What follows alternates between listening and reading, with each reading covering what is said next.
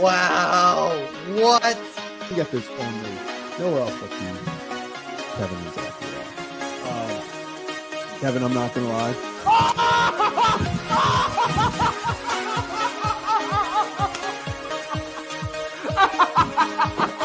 Now we're not gonna a carved penguin. There it is. There it is.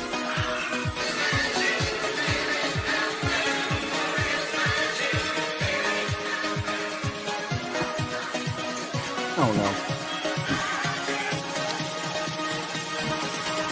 Are the O's fine? Are the Orioles fine, Kevin? It's so funny. I was so embarrassed. Okay. The Orioles stole it. That game was stolen. It was stolen from them, then they stole it right back. What? Oh my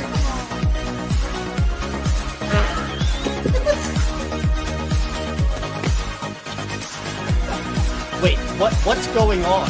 What is happening? What is going? Was it a diving play? He bobbled the play. What is happening? Are they challenging it? No. Other wall. No.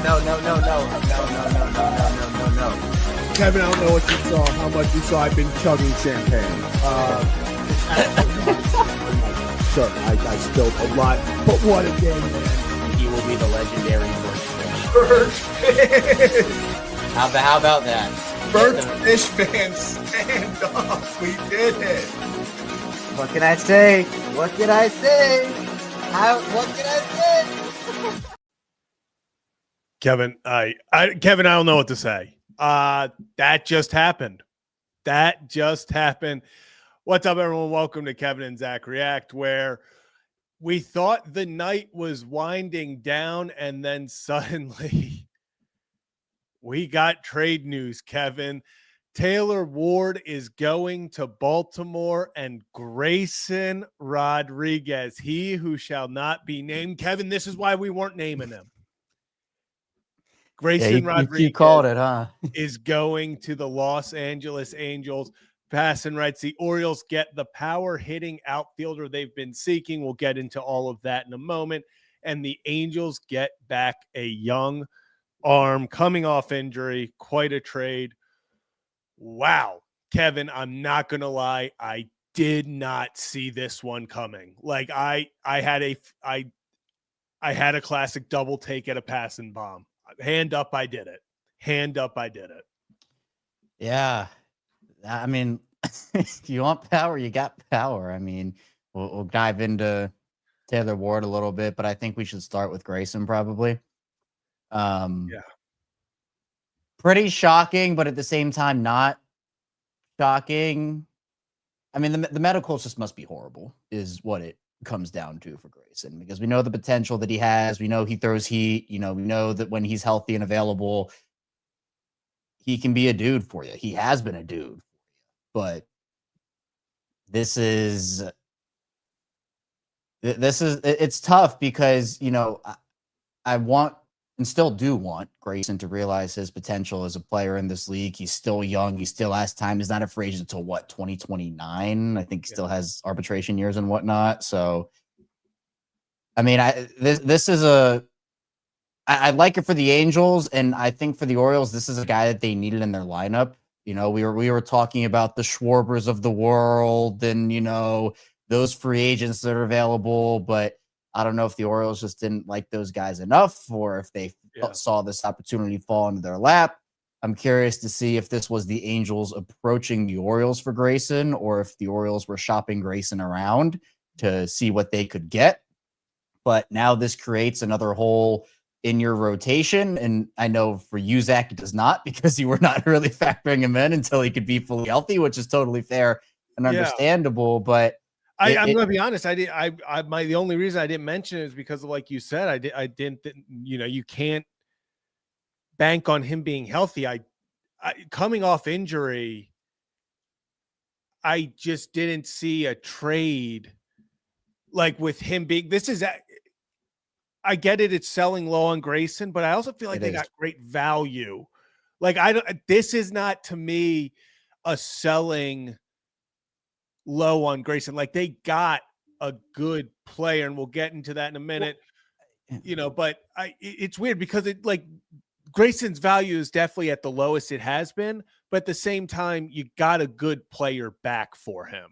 Yeah, So I I mean, feel very indifferent, really, yeah. right now. It's like a weird feeling. I think by definition it is selling low because of what you said in terms of like his value is at its lowest, and I'm not sure how much lower it can go considering the reports out on Grayson. It's like he has number one upside, but he can't stay on the field. And when you can't stay on the field, you're not helping the team out. So, I know there were I saw some people floating around the possibility of Grayson moving to the bullpen, just lessen the stress of his arm and whatnot. That was never to me a realistic possibility. Grayson is a starter.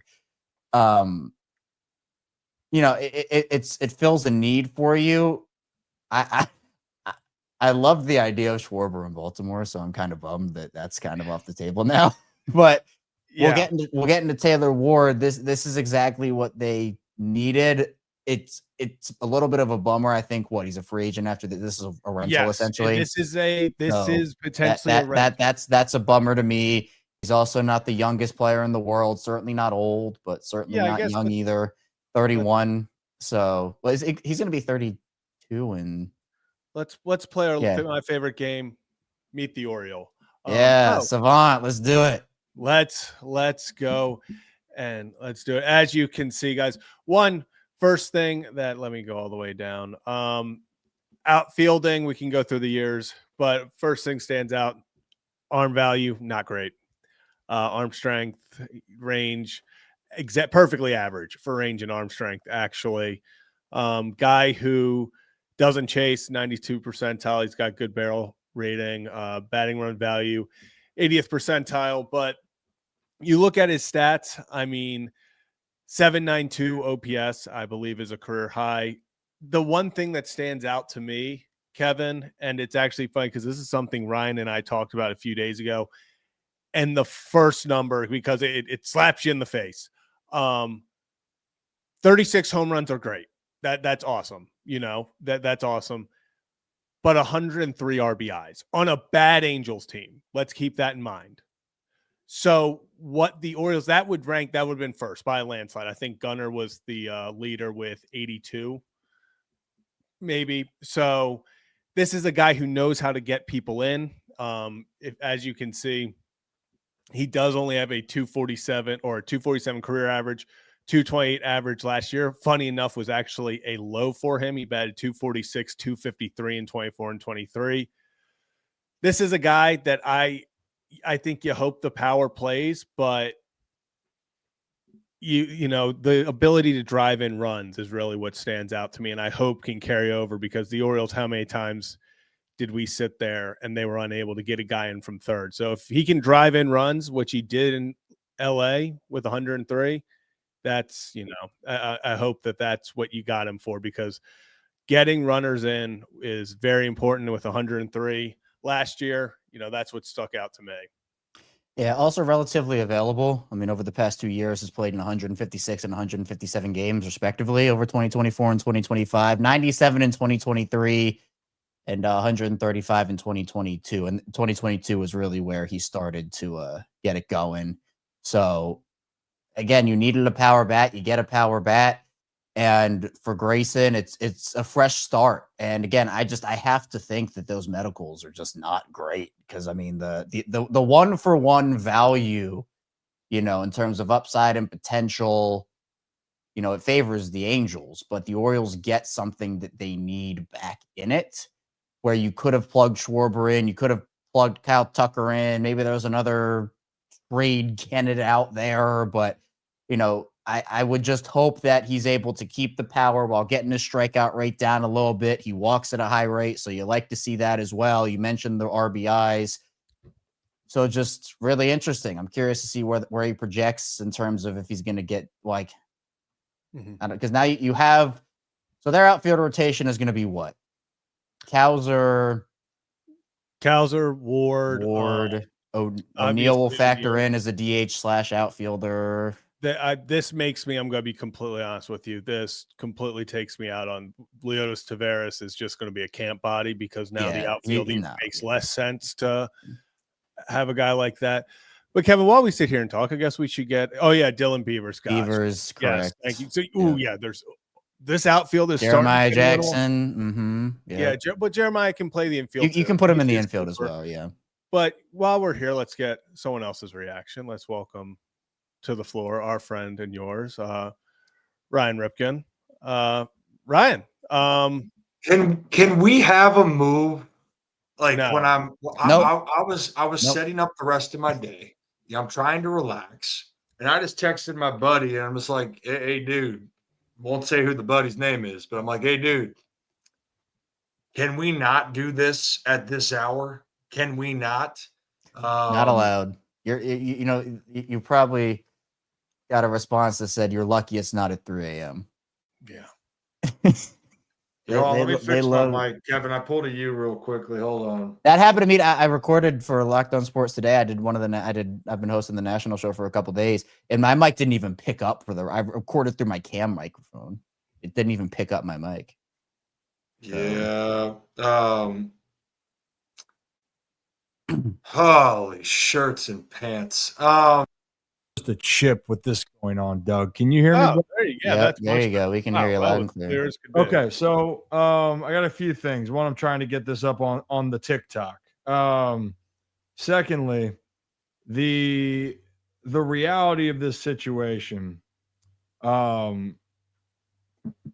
This is a bigger for me. You get an outfielder that is dependable, and I'll explain that a little bit more in depth. Oh gosh, I'm frazzled right now because I literally was trying to get things together. Well, welcome to the late night. Yeah. I know. But I thought I had to come on to talk about this. The other part that I want to discuss, let me collect my thoughts. I think this is a big part about the Orioles wanting to move on from Grayson. I think that as much as I think Taylor Ward, and I'll get into what I think the pros are of Taylor Ward here in a second. The bigger part to me was you came to a point with Grayson that you were ready to move on because Taylor Ward contract wise, this is it this year, our year, and then that's it. So you were ready to move on from Grayson. Too many injuries, the value's there. So what you're telling me is you have less faith in Grayson Rodriguez for the future, because if you had faith that he's going to be good and he's fine and there's no tension, you don't trade away a young starting pitcher that when he's on the field, he's pretty damn good. And the key word is if. Let me go to the positive then on this side of at least, again, I'm shocked that it happened. But at least what the Orioles decided, they got their right-handed bat for the outfield. That is answered. They needed it. They got it. I don't think it stops them from getting another outfielder if they really want it. But the reason why they got Taylor Ward, you have Cowser, left-handed hitter, Beavers, left-handed hitter. Tyler O'Neill is not an everyday player, and that's the key word here. Taylor Ward has played 156 or more games in the last 2 seasons. So you know what that's telling me? That dude is playing every damn game. Yeah. You do not make this trade if Taylor Ward is not playing every damn game that he can. So when we look at it that way, Taylor Ward, yes, the batting average, if you're a fan, is going to go, dude, why would you want to bring in a guy that's in 228? And I get it. Believe me, I understand that because that's low. But Zach, you've heard me say this before. I don't care what the hell your batting average is if you drive in runs. You know what Taylor Ward did? That dude drove in runs. He drove in 103 of them. And what have the Orioles lacked is a run-producing bat. So if that's the role for Taylor Ward, drive guys in. I don't care if he hits 210 or 280. If he drives in 100 RBIs in 2026, that's a win for the Baltimore Orioles, no doubt about it. But there is going to be, I am curious. I'm not expecting 30 jacks from Taylor Ward. So you hope he does that again, but that's a big if. especially coming to the AL East. So, and I mean, the one thing is with the batting averages, last year it was a low for him at 228, and actually it was his lowest since he played in 20 games and 40 games in 2018, 2019. But besides that, I mean, 2024 bad 246, 2023 bad 253, bad 281 in how many games? 135 games in 2022. So it's funny because the power went up this year and the average went down. If he can continue to drive in runs, I would like to see obviously a closer into that 280. That would be really nice. But I mean, this is a guy who's put up a 3.5 WAR year. I think there's potential there, but I agree. This tells me that they were done with the Grayson Rodriguez experience. Whether that now means, they definitely need to go out and get another starter, whatever it is, but it definitely shows me that they either did not feel like Grayson after all these injuries could return to form. They got an offer that they felt like was okay, enough to take, but this does feel like it may be more about, like you said, okay, they were done with seeing what Grayson Rodriguez could do. They got as much value as they probably could, and then they moved on. Yeah. I mean, one thing I want to at least continue to emphasize, if Taylor Ward gets 100 RBIs again, that is a massive victory for the Orioles. But you know what this is also telling me, and it makes sense, and I'm and it even doubles down that Grayson Rodriguez was not going to be factored into how the Orioles went about in their rotation this year, because you couldn't. You couldn't count on Grayson. And last year they were depending a little bit on him to take that step. Now you couldn't account for Eflin being hurt, and then you lose, it feels like, every other guy, and that's a tough position. So we talked about not getting burned twice. With you losing Grayson, though, not that you depend on him, that means you are probably going to get at minimum 2 arms now. At minimum 2 starters are coming into Baltimore. And with that, the way it's being done, the focus can be, okay, is that going to be a free agent? Could that be another trade here in the works? I think you could see any options on the table. And if you're an Orioles fan right now and you're sitting here, I was looking at the free agent bat, Zach, and we talked about this. The next best right-handed bat is going to be Pete Alonso at first base. I'd be shocked if Pete Alonso comes to Baltimore. I would be shocked. I would be extremely shocked. Yeah. And the Taylor Ward thing, if I'm seeing that, or not Taylor Ward, Tyler O'Neill, I'm not even factoring Tyler O'Neill into my everyday lineup. I'm not. Yeah. But Kevin, if you're sitting there right now, and I know it's not, again, this is not the player that everyone's going to jump up and down about. Taylor Ward's a damn good player. I want to point that out. He's a damn good player. He's a ball player. He shows up, he does his job, and gets out. It's not going to be the flashiest thing. I think he is going to provide you, with streaks and moments. But like I keep saying, I think this was, kind of what we were talking about, Kevin, beforehand. This felt more of okay, we don't trust Grayson, more than it was, hey, we love Taylor Ward. We can't go next year without Taylor Ward. The move is more, in my opinion, they wanted to move on from Grayson than it was acquiring what Taylor Ward can be. But I do think when you look at the market, the best outfielder that was a right-handed hitter was Harrison Bader that was on the market. Yeah. So if the Orioles were already going to be in to get pitching, well, now they've for fans right now, if they don't, all hell will break loose. But for me, this is the telling card. The card's out. It's there. The Orioles will go get pitching. They are going to. But Kevin, going back to what I was going to say,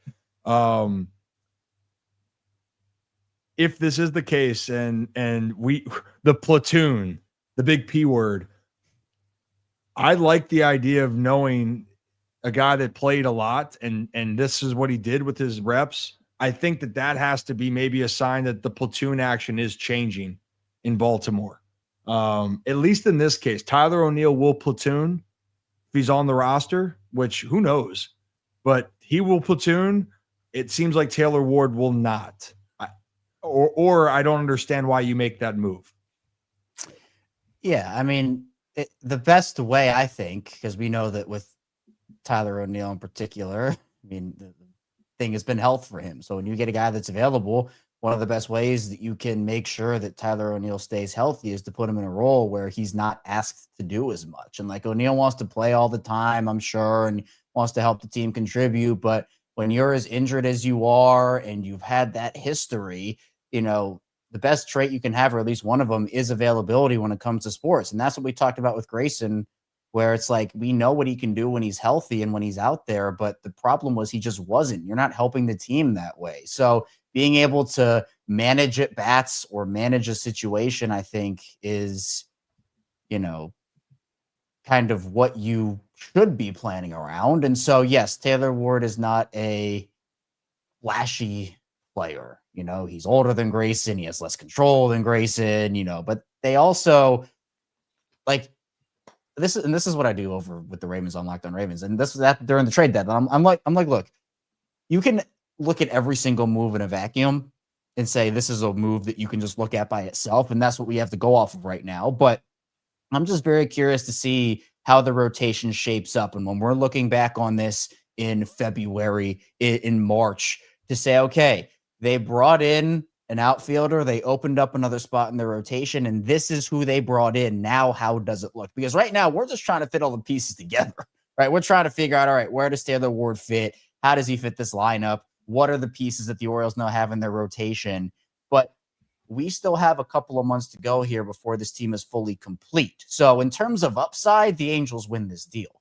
But we know that the Orioles need a power bat. And I think you're right, Ryan, where it's like, you look at the names, like I said, like, man, I love the idea of Kyle Schwarber in Baltimore. Well, Kyle Schwarber's not right-handed, first of all. And second of all, like, how realistic is it that some of these big high-profile names choose Baltimore? It's not impossible, but you also can't bank on it happening. So if you want to risk and say, okay, we're going to bank on X name coming to Baltimore in free agency, and you don't take an opportunity to make a trade like this, if you're already so sold on moving off of Grayson, and who knows if they could have done better if they moved off of him at whatever time or whatnot it was, that's a different conversation.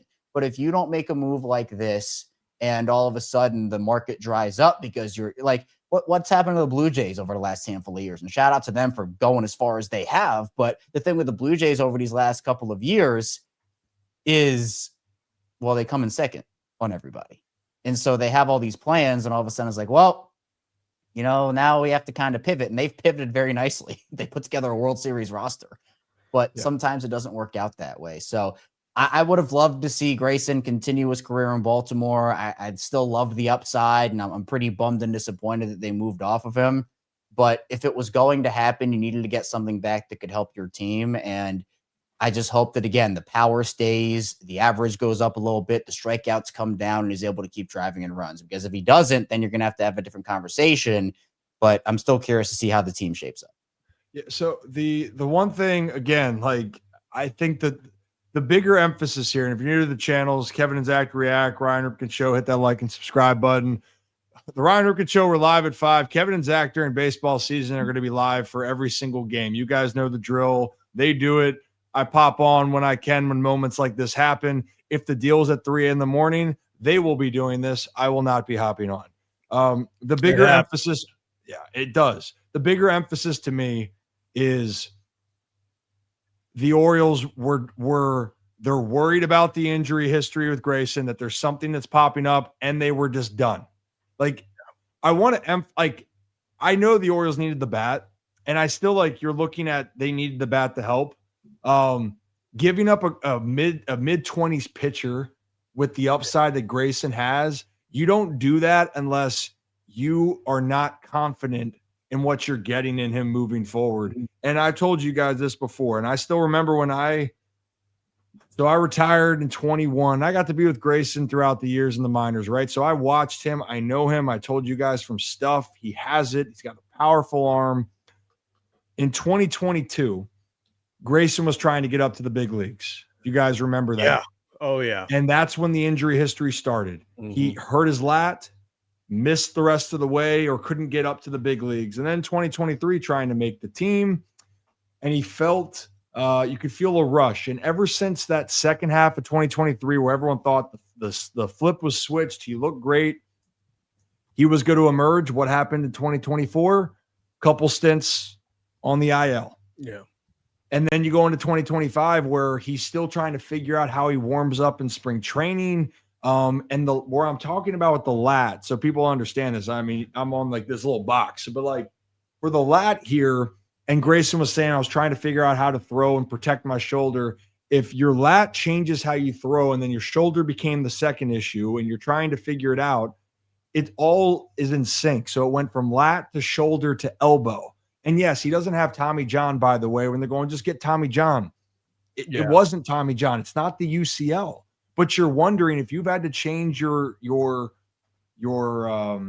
you throw, and your body's still having these injuries, unless like the relationship got so bad, or that Grayson said, hey, I don't want to go to the pen. Maybe that was going to be talked about for him.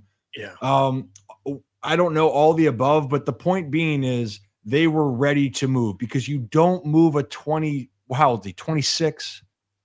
Yeah. You don't move a 26 26-year-old pitcher if you think he's going to be a top 2 guy in your rotation. And especially I want to make it clear one more time. Ward, you need an RBI guy. You checked it off the list. Yeah. But there could have been other alternatives here. But the Orioles need pitching, and they were saying we're willing to give up on a 26-year-old with what we have. And they're going to say, hey, Ward fits everything. He's great. I love everything about him as far as gamer, dependable, put him in the lineup. But the bigger story is that the Orioles felt that Grayson Rodriguez would not be the ace of the future that they were hoping he would be. Yeah, I mean, I think it's definitely that the biggest story of this trade is more that the Orioles were done with Grayson rather than the Angels done with Ward. So I think overall, Grayson Rodriguez, this also tells me that, you have to now sign Rodgers long-term. You have to do these things because Grayson, while immediately, wasn't maybe in this year's plans because of all the injury history, he was one of the few guys that you had long-term. His deal went through 2030. And I think past that, now all of a sudden there are question marks. After the season, Rodgers is gone. Bradish's deal is obviously coming up, Wells and them. So you have to now look at, hey, are we going to extend Rodgers, or is a guy in free agency? We've only seen Mike Elias recently give 1-year deals. Are we going to see a 3-4 year deal? When we talk about getting a Ranger Suarez, a Dylan Cease, a Michael King, it's got to now be more years, because there's one less guy where we already said, hey, you couldn't necessarily rely on him to be the guy for 30 starts a year. He was still a guy that had that potential that you knew, hey, he's going to be on our squad till 2030, and past then we'll see what happens. Now all of a sudden there's one less guy that you can kind of slot in. I think, not only do they need to sign guys, they need a guy that is here for the next 3-4 years. And, when you get a guy. Yeah. I mean, it's a big risk for the Orioles. I mean, there's no way about it. Like it's true, that Grayson, with the potential that he's shown, if he turns it around, and then, like, I know worst case for a lot of people is with Taylor Ward's age and contract. It's like he has a year in Baltimore and then he just leaves, and it's like Corbin Burns all over again. And you're like, all right. So, I don't want to say it puts pressure on the Orioles to re-sign him no matter what. If he has a bad year, they're not going to. But, there is pressure here. But, this is who they decided is going to be their power right-handed outfielder. And hopefully it works out for him. And I hope Grayson has a lot of success too. Again, I'm bummed that it couldn't happen in Baltimore. I think Grayson has a ton of upside. And I think, with the control that he has and the gas that he throws, like, you got to bring in the guys to replace him and get this starting rotation to where it needs to be, because, the age does not favor Baltimore. The control does not favor Baltimore. So this really does need to work out. Yeah, and it felt like that's just in the chat. 1 through 10. Let's play everyone's favorite game. How are you feeling about this? Because I know people are very passionately 10 meaning this was a fantastic trade. 5 is you are completely indifferent. Could be good, could be bad. 1 is this is the worst trade ever. Guys, I'll let you guys kind of answer that. Where are you guys on that? I'm sitting at a perfect 5. I think this is just because it's a guy that I wasn't necessarily relying on to be part of the club this year.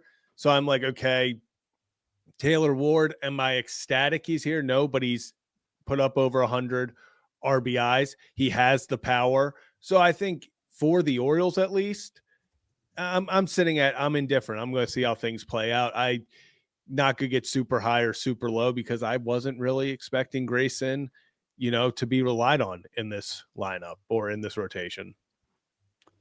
I'd probably say I'm at a 4 for the Orioles. I'm bummed that Grayson is not going to be able to realize that potential here. But again, I agree with you, Ryan. It's clear that they just didn't have him in their plans anymore, and whether that's the right decision or the wrong decision, it just is what it is. So I'm curious what else they could have gotten for Grayson. I don't really have packages off the top of my mind right now, but they addressed the need and there is potential with this move, but I think that we're just going to have to see how Grayson looks, honestly. Like, even if Taylor Ward comes in and has an average year, everyone's going to grade this deal off of how Grayson does, not on how Taylor Ward does. That's just what it is. That's a great point, Kevin. My grade, honestly, I don't even have a 1 to 10. It's incomplete. I just think there's no number for me that can quantify with it. The biggest thing is the Orioles need to go and get 2 to 3 pitchers for really to get a great assessment, because then you can't properly put this out. Like it's a failed move, in my opinion, if you don't go and get 2 to 3 arms, which I think that they're going to have to do. It's kind of telegraphed. And for the Orioles part of it, I still think they're going to go get one more bat, because I think they still need one guy that's comfortable that they can rely on. I would still be shocked if this is what they go with moving forward. Actually, I shouldn't say I should be shocked at that. I would be shocked if the Orioles don't go and get at least 2 arms, one of them via free agency at least. And I think that they got to be in on. They have to be in on. We talked about like Ranger Suarez being it. Yeah. The Orioles have to walk away this offseason with 2 starting pitchers, and they got to get 2 high leverage arms from the bullpen. I don't even care about the rest of the bats that they get, to be honest. Like, if Taylor Ward's the big move for the offense, I can live with that. For a team, you can't live if you don't go get a guy that can be at the back end of the bullpen. And, Elias's words were they weren't going to revolve around Grayson. Well, he was right. They traded him. He also said, we're going to go. So check 1, he said what he was going to do. That was number 1. Number 2, are you going to get starting pitching? We're going to have to see. And most importantly, I told you guys, you can shore up the middle relief guys in your bullpen. You saw that with Dietrich Enns. I think you buy back Cano because of the upside of what he has done, not what he did last year.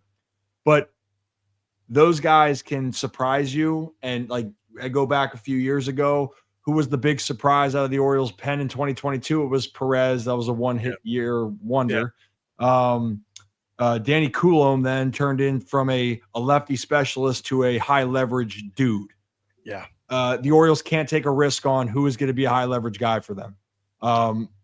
Robert Suarez or Diaz needs to be in Baltimore, in my opinion. And I'm still sticking with the Robert Suarez as a Baltimore Oriole. I'm still sitting this. I'm not shocked, but I do kind of sit there and go, damn, they really did this.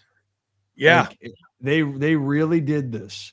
I think that's my biggest thing is I wouldn't say I'm shocked. If you would have told me, hey, they're trading Grayson Rodriguez this offseason, I would have been like, okay. But it was more just like that it happened. It's like, oh, I did not think it would happen this early, especially with them not having, if this happened after they signed a Suarez or someone for the top of the rotation, then this happens. This makes more sense. I think it's more just caught you off guard. And it's like, wow, they actually did it. Like, then it is shocking that Grayson is not going to be an Oriole in 2026. The thing here too, looking at this with Ward, obviously last year's his career year, but again, one thing that the Orioles have lacked in general is dependability. And I want to emphasize that dependability. And I'm sure Albernaz is looking at that of who could I depend on. So let's put it this way. If Ward gets between 75 and 103 RBIs, would you take that as a Orioles fan? I think the answer would be yes. What were the numbers? 75 to 103 RBIs. Yeah.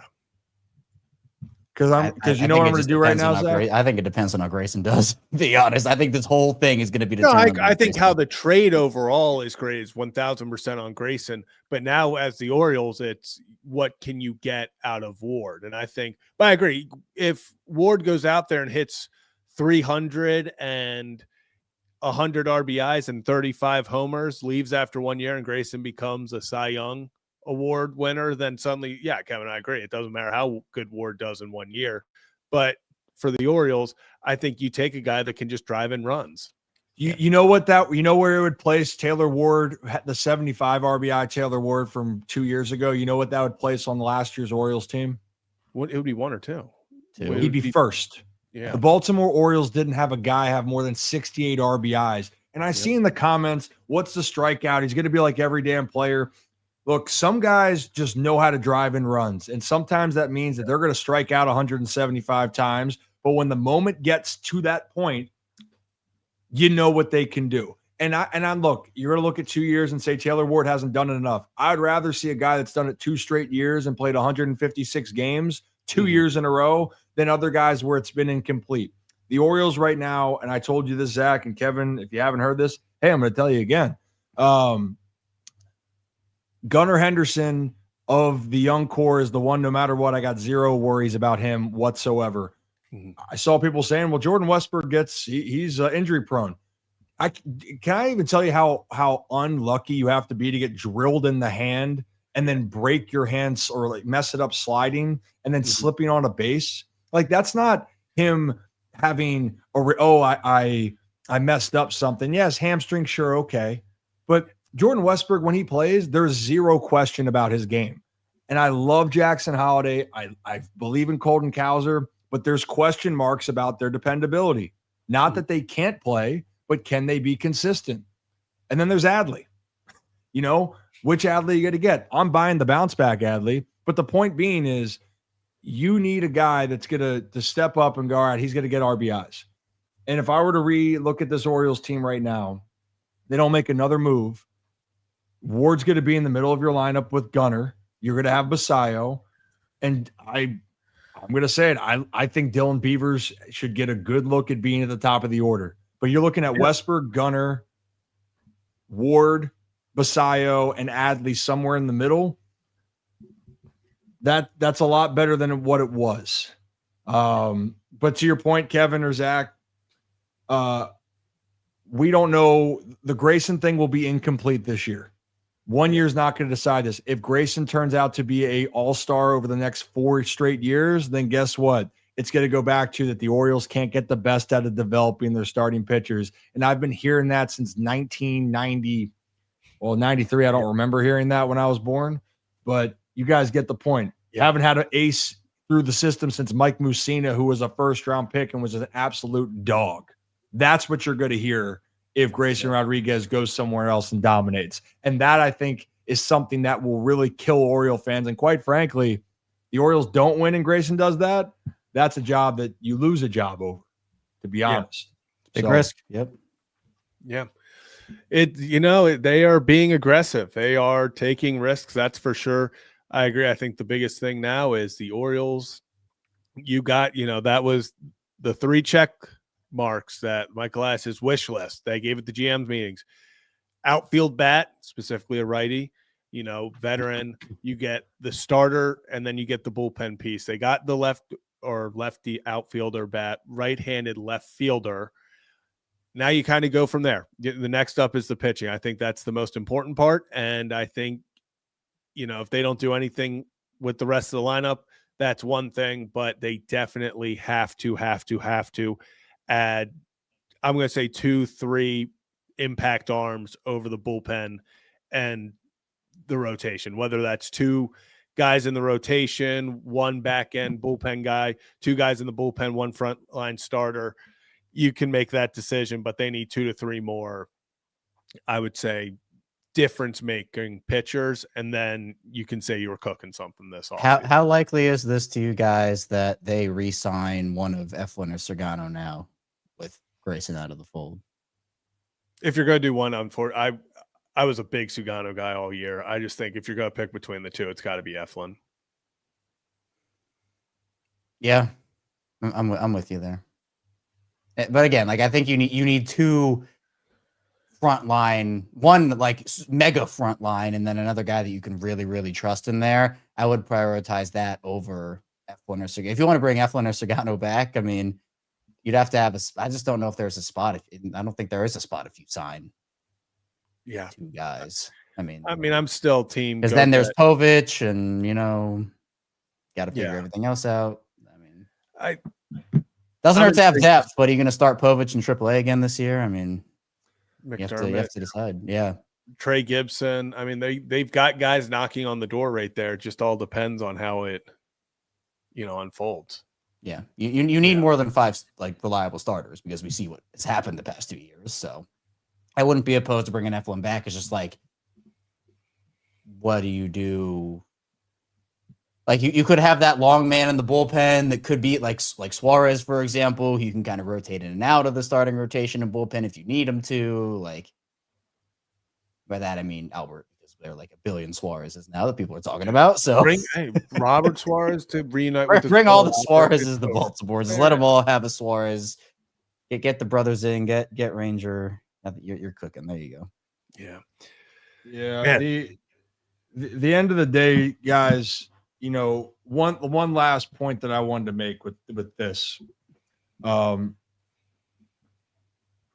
Orioles moving forward in 2026, they're going to have to create a standard and culture of how they're going to play and the players that they expect in this case. And I'm curious from this moving forward, how we're going to see that for a team being built. And I think that Albernaz is going to have a big part of how he's constructing this. And I think this is one of those moves, in my opinion, where Ward, gamer, he's ready to be out there, and we are looking for more of those guys in our system. Because right now, like I told you guys this. I know Grayson. I know a lot of these guys on the team, and I want nothing but the best for him. But when you have question marks about what you can do for this team moving forward, and that starts to spread, that can become a problem. And it did become a problem. And I wouldn't be surprised here moving forward as this next thing, if the Orioles we start to see a theme of what type of players they are trying to have. Because the things that I think that they learned the hard way, we can't have the same player on offense. We got to learn to be overall more well-rounded. And secondly, we got to be a little bit more scrappy. And I look at a guy like Taylor Ward, but just the 156 in itself tells me that dude wants to play. Yeah. And I what other player on the Orioles right now makes you think of an everyday guy? Yeah. That dude is a gamer. You're going to say Gunnar and Westberg when he's on the field. Yeah. But it's really just, that's it. You need an attitude change. And I think that's the other part here. I wonder if Taylor Ward can help be a part of that. Yeah. Actually, I think this is a we talked about getting rid of Grayson, kind of just dumping that and then moving on. I do think this could be an attitude type of signing. Someone who comes in, from all accounts, a great locker room guy. I think the best word, like you said, Rip, is gamer.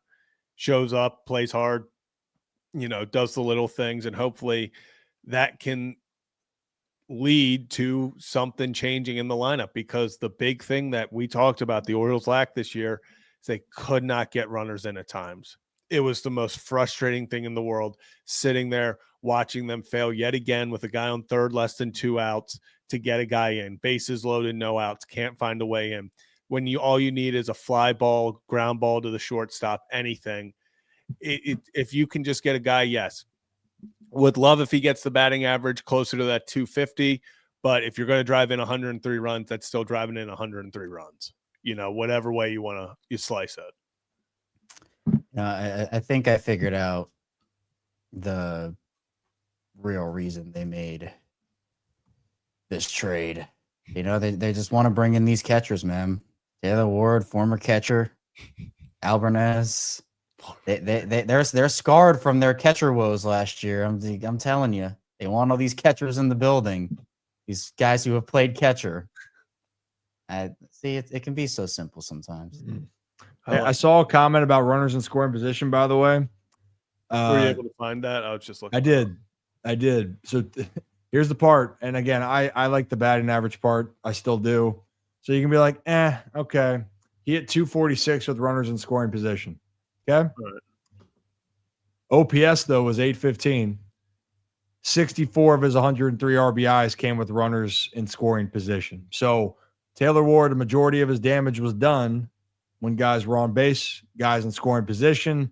So think about that. 64 of his runs was 4 less than the team lead in any situation for the Baltimore Orioles.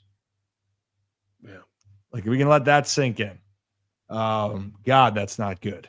But for what I'm saying as a team standpoint, I want to look real quickly for context for some of the other guys with runners in scoring position. Since Gunnar was the leading RBI guy, I'll do the quick math here. You want me to math for you? I'll math for you. Yeah. You ready for this? Yeah, let's do it. What do you guys think it is before I say anything? For which stat? For Gunnar, and this is actually might shock you. For With what runners he batted? with runners in scoring position? Yep. Oh, I'm gonna say like 213. I don't think he For Gunnar? Yeah, I don't think 244. Yeah, be ready to be shocked. 342. Wow. Really? Hey, Gunnar I was on the money just by 100 points. I was gonna say, it did not feel like Gunnar was. I mean, it felt like the whole team struggled. Damn. No, and it's always context when the team's not doing well, but that's why Gunnar needs to be in the 3 spot.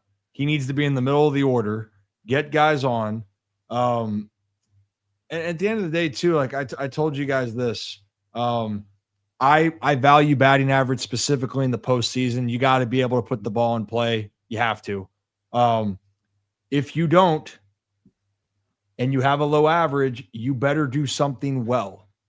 And so for the Orioles last year, when you're looking at their lineup, if I went through their batting average compared to how they hit last year, let's play a fun game. Jackson Holliday was second on the team with 55 RBIs. What do you think he hit? 270 with runners in scoring position. 250. Well, I was saying for the season, he hit 242. Oh, yeah. For just total or with runners in scoring position? Total for the season. Colton Cowser was fourth on the team with 40 RBIs. He hit 196 on the year. Yeah. And then Ryan Mountcastle hit 250 on the year with 35 RBIs. So the thing for me is if you're not going to hit low or you're not going to hit high, you better drive in runs. And it's like the Orioles' problem was these guys weren't hitting high and they weren't driving in guys. So it's like that combination part of it. And do you want me to play the game of what they hit with runners in scoring position? Yeah. We play the game. Kevin, you ready to get your mind blown? And if you're new to the channels, hit that like and subscribe button. Ryan Ripken Show, Kevin and Zach React. I won't be on this late in the future, but Kevin and Zach are going to be on for every Orioles game in 2026. So, hey, how you doing? Check them out. Ryan Ripken Show, we're live at 5. We'll talk about this a lot tomorrow. All right, guys. Jackson Holliday last year, second most RBIs on the team, average scoring with position. runs in scoring position, I'm going to say 250. Damn, that's a good one. I was going to say 257, but now I'll say 263. 221. Damn. You say should have. Kevin, I like you. Sheesh. So I'll keep. That's Keep going. it going. I don't. Jordan Westburg. Oh, he was 208. No, I'm going to say Jordan Westburg was in the 270s.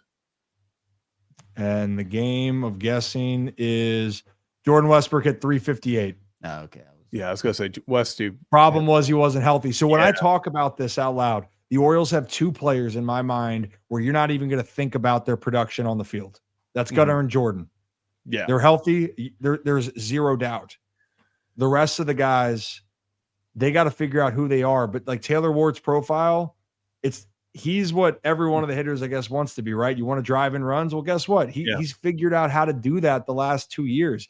And I don't want to have that argument about he hasn't done it enough. I will take the guy that's played 156 games for 2 straight years over players that haven't played 2 years in the big leagues yet. And think about that. The Orioles, they're going to get better, but Taylor Ward knows what that looks like. Not saying it's going to be perfect, but he knows what that looks like. And that's his role. Santander could be the worst hitter on the planet for 2 weeks, 3 weeks, and then have the best 3-week stretch. Santander and the Orioles, you guys want to take a look? You want to take a guess of what his numbers were back with the O's? Scoring position? Oh, he was. Actually, That'll be fine. Are we saying in 2024 or a career with the Orioles? Let's go 2024. We had 102 RBIs and hit 235. I'll say he batted 290 with runners in scoring position. Okay. Kevin? 274. Scoring position, he hit 234.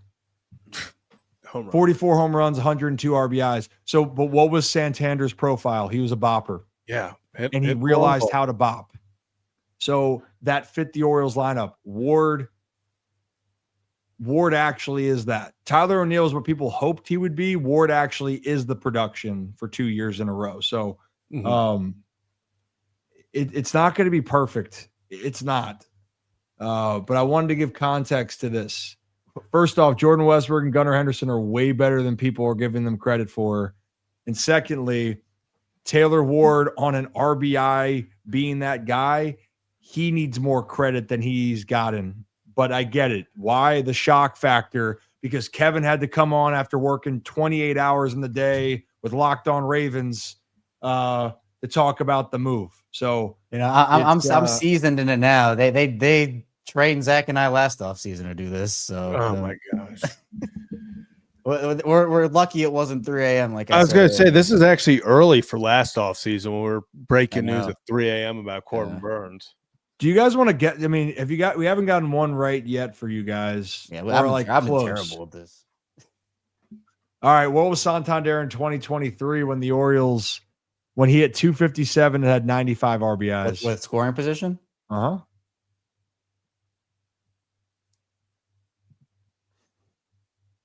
Go bet 250. Okay, Kevin. 283. 305. Oh, I was closer.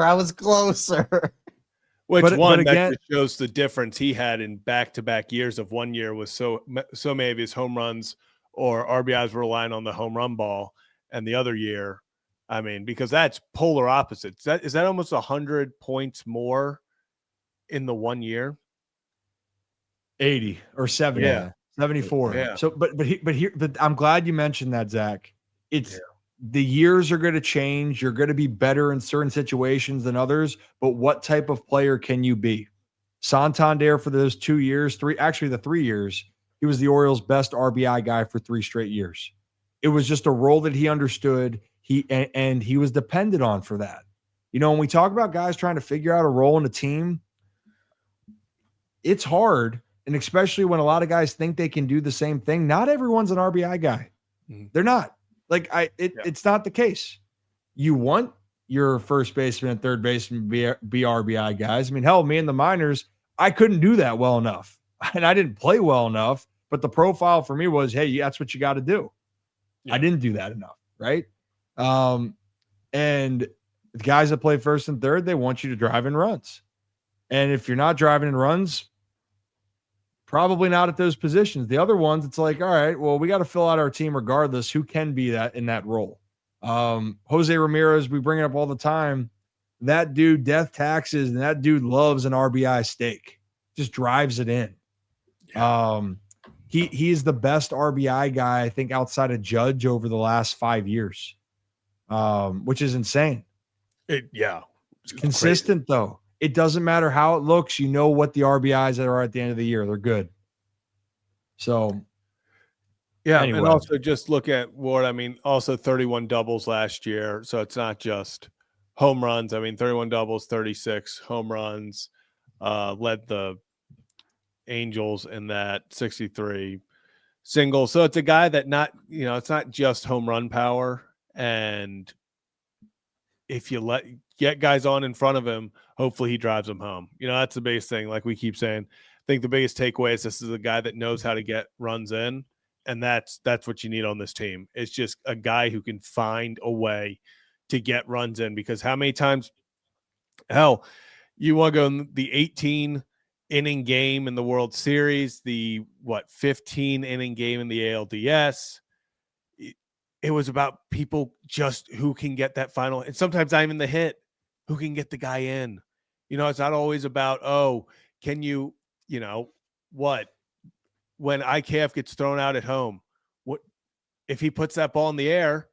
It's a sac fly. They win the World Series. Like, it's little things. Finding ways to get guys home is an art. It's a skill. And if you have someone who just has a knack for getting guys in, you take that. Yep. I mean, again, we know where the Orioles have been lacking. We've talked about it all, reaction here, and they felt like they could get a guy in that can help them in that department. And you have to give up a promising player to get that player. But at the same time, and it's kind of what I talked about at the beginning of the show, I am curious how hard they were shopping Grayson. And Ryan, the answer, according to what you said, was I'd assume probably they were just done. Like, they were just like, all right, this is not what we want to do. And Elias's comments said as such. Like, when he comes out and says, well, he's missed a year and 2 months, like, you got to take into account, like, the writing was kind of on the wall. I was honestly expecting if he was going to get traded, it would have been like him and others for like a better pitcher or something. Like, that was kind of what I was imagining if Grayson was to be moved in a deal, not necessarily a 1-for-1 like this, but it's a big year. It's a contract year. Guys sometimes ball out in contract years. And so hopefully those strikeout numbers can get down a little bit and the power stays like we've been staying all show. Yeah, I mean, just, shout out Alex Fast for this stat on Twitter. But Taylor Ward had a sub 20.7% chase rate in 2025. That would have led the Orioles' current roster. So we talk about a guy who, yes, he's going to strike out. It's going to be a lot of strikeouts probably in the zone. But if he's not chasing, if he's working pitches, in 2023, when they won 101 games, it felt like the Orioles could get a pitcher out so fast, even if they weren't scoring. It was unreal. You would look up, it's the fourth inning, the pitcher had already thrown 85 pitches. And it's like they just had a way of making a pitcher work. Even if they were striking out, it was striking out on the 6th or 7th pitch of the at-bat. So, a guy who's not chasing can drive in RBIs for a pitcher that you don't know the future of. You don't know, injuries and stuff. I understand why they made the deal. I'm still like, like you said, Ryan, it's like a holy crap, they actually did it type feeling. But I understand completely where the Orioles, why they made this deal. How about this stat for you? Okay. Because this is what the picture I'm trying to paint. First off, Grayson more than likely would have had some side of restricted innings, would be my guess. Yeah. Just from what I'm seeing, what I understand with the game. And guess who's also going to be on a little restricted innings limit? Probably is going to be Tyler Wells going into next year. You hope that he's ready, but there's a process, especially a guy like Tyler Wells, which, again, that's why you need 2 or 3 starting pitchers. I just said that Taylor Ward has played 156 games in consecutive years. Do you guys want to guess the amount of Orioles that played more than 100 games this year? The number of Orioles who played more than 100 games this past season? Yes. 2. I know it was Gunnar was 1. Past that, is it guys that could be traded? Or like, no, because none of them. It won't be. Kevin's exactly right. Yes, that was a complete guess. Is it in Cowser? It was Jackson and Gunnar. I was gonna say Yeah. Jackson too. So here's my point to this. The Orioles, not only did they not have more than 2 guys play over 100 games, Cowser played 92, Adley played Cowser had to 90. be close. So they only had 4 total players play more than 90 games this past season. So like let that sink in when you're talking about creating a consistent lineup and being dependable. You can hate Taylor Ward's stats all you want. Again, goes back to if they are healthy and they have a track record. Now watch, like, knock on wood, I hope he's healthy next year. But you know what I love to see is that you're adding a guy that you can count is going to be in the lineup every day. Platooning derails teams, in my opinion, to an extent. Like, unless you're really good at understanding your role. The Orioles were good at that in 23, awful at that in 2025. But the other part is you need to know that I can plug in Gunnar Henderson, Jackson Holiday, and Taylor Ward every single day. And yes, injuries are going to happen. The freak injuries happen. That's not my point. The point is Taylor Ward, if he's healthy, and Gunnar Henderson and Jackson Holiday, regardless of matchup, they are in the lineup. And that is something that you cannot undervalue. And that gives teams confidence knowing that you have guys that are going to be in there. Yeah. You look around the league, who the Yankees you can say about having Judge? Well, guess what? They also had Jazz in the games. They also had Cody Bellinger in the game. They really they platooned a little bit with Ben Rice. They had Paul Goldschmidt, but they had a pretty damn good idea of who they wanted in those games. Yeah. Yeah. Red Sox had their guys too. Pretty damn good idea who was playing for the Red Sox almost every game. The Orioles, you didn't. Yeah. Yeah. And I mean, a lot to do with injuries. And then just, you would hope you can get a consistent lineup where every day, Gunnar, Adley, Jackson, Westberg, I guess Taylor Ward, even Cowser, like those guys, they are automatically in there. If you can get that consistency of guys, we've talked to so many people that have played the games, managers, it's like knowing your role going to the ballpark can make such a big impact and difference in a season when you know what your role is on a team and it's not forever changing, where it felt like at times over the past few years, it's like guy comes in one day, he's playing left batting second, next day he's playing center batting eighth, next day he's DHing batting sixth. It just felt like the entire lineup, you didn't know where you were on a day-to-day level, you didn't know where you were playing, you didn't know if you were playing, people were getting benched and platoons were being thrown together that you didn't feel like platoons had to be thrown together for. And I do think that, Abernathy's coming in. Hopefully we get a consistent lineup. I think we started to see that towards the end of last year and it benefited. But the biggest thing is just, finding that consistency, I think allows the entire offense to kind of join together more and get the most out of it. Mm-hmm. Yep. Yeah. The biggest part, again, it was more that the Orioles were ready to move on than it was of filling the need for Taylor Ward. But Taylor Ward is a guy that they are hoping can fill the need of being the dependable player. But time will let it play out. Well, Kevin, I'll let you and Zach finish out with it's a crab. You don't have a fish. No, that's the crab. That's the bird thing. That's the 1930s antique penguin doorstop. And that is you can't really see the raven, but the raven is that guy. So the fish are on a shelf below. Love it. Proud of you. Well, guys, for all the guys that are new to the channel, hit that like and subscribe button. I mean this. The Ryan Ripken Show, we're live at 5, but for baseball season, Zach and Kevin are crazy enough. If you know our audience, they are live every single moment for Orioles breaking news and all that. I just show up when I want to. But like and subscribe, give them the love. They deserve it. So you guys are great, except not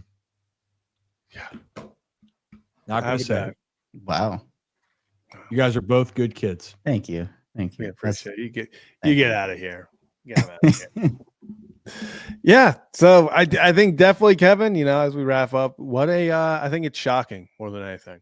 to be honest. Like, I think that was just another notification I had a double take for, because it was like, okay, that just happened. And that was weird. That was, I didn't expect when I was sitting down watching Kansas Duke that was what was going to happen. Yeah, it suddenly became a night when it wasn't really going to be a night. It always is. It that's always is. That's how it happens. You know. Oh. Gosh. So, yeah, Kevin, any final thoughts before we head out of here? No, I think we just got two new members. I think it's the same, Jeff. Appreciate it. Welcome. Thank you, Jeff.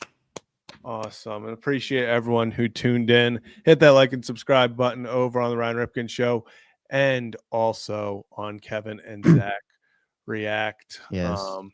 Draven, I do have a Twitter. It's Chaos Striker 34. Actually, I put it in here. Let me re-put it, because I changed the Locked On Ravens for the national show I did tonight. So gosh, I need to put back. There we go. Chaos Striker 34, Twitter, Instagram, TikTok. I need to start getting Facebook going. I know, I do too. But appreciate everyone who tuned in. Head over and subscribe over on the Kevin and Zach React live after every Orioles game, Ravens game, and Sunday Night Football. Talk about football. So all breaking news, you can come here for your up to the moment, I guess, reactions, because no matter what time, we've proven we will react to it. Yeah, I have a feeling we're going to have a lot more reactions than we did last offseason. I'm not sure they're going to be as late as they were, but you never know with this team. So you really don't. Well, that's going to do it for this edition of Kevin and Zach React. Grayson Rodriguez traded to the LA Angels for Taylor Ward. Interesting trade. Let us know your comments below. And I'm sure we'll be talking more about this live at 5 tomorrow on the Ryan Ripken Show. So we will see you all there. AJ, I see it's 3 p.m. there. Jeez, a little jealous, I guess. Not really, but we'll see you guys next time. Taylor Ward. Grayson Rodriguez. Wow. I love when things come together.